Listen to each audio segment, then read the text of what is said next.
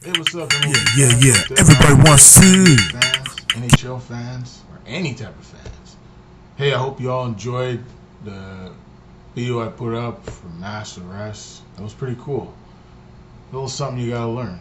What's going on in the world? Let's get back to my world. It's called sports. Here's some MLB trade rumors. Update. The one and only Mark Spencer is back here again to do some MLB trade rumors. Something that I love. I've been talking baseball for as long as I can remember, doing YouTube since 2007. YouTube's become so huge over the years, folks. With all the scandals going on, from Matt Lauer to Charlie Rose, man, folks, you gotta be careful nowadays, especially in the TV business, or any type of business. Even on YouTube. You gotta be careful. It's all about respect. Treat people with respect. Treat yourself good. Treat your other significant other, treat her good. The most important thing is respect. Make sure she's happy. Don't boss her around. Don't do this or that. Love is important.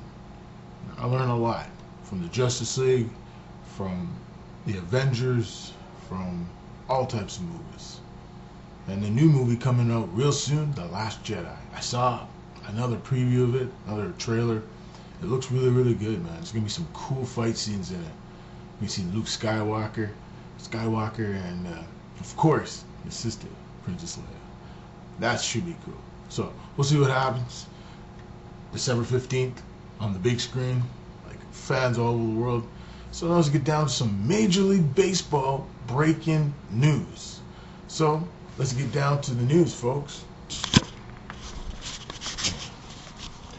According to John Heyman on Yahoo Sports, the Red Sox are in pursuit of first baseman Jose Abreu of the Chicago White Sox.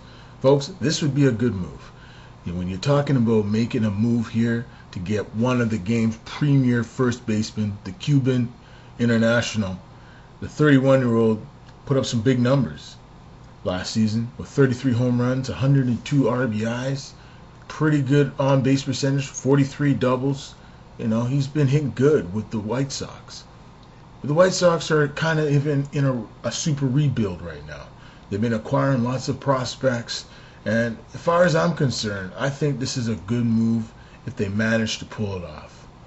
I mean, he's making, what, $10.8 million next season through arbitration.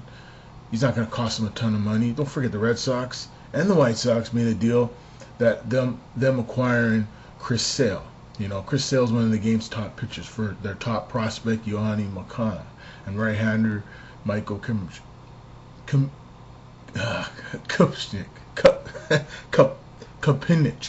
I can't pronounce it right, Kopinich. And there is some talk that Jackie Bradley Jr., their young center fielder, their great young center fielder, he's had some injury problems throughout the years, but there's talk that they might move him. And I'm hearing the San Francisco Giants, the Los Angeles Dodgers, and watch out for the New York Mets and even the Toronto Blue Jays. Can you imagine the Blue Jays and the Red Sox do a deal? It's a possibility. And another thing on the Blue Jays, from what I've been hearing throughout some rumors and some talk that's going on, is that the Toronto Blue Jays have really have an interest in none other than Lorenzo Cain. And they have an interest in one of the top performers in the playoffs last year, former Cincinnati Red and Cleveland Indian, Jay Bruce, and former New York Met.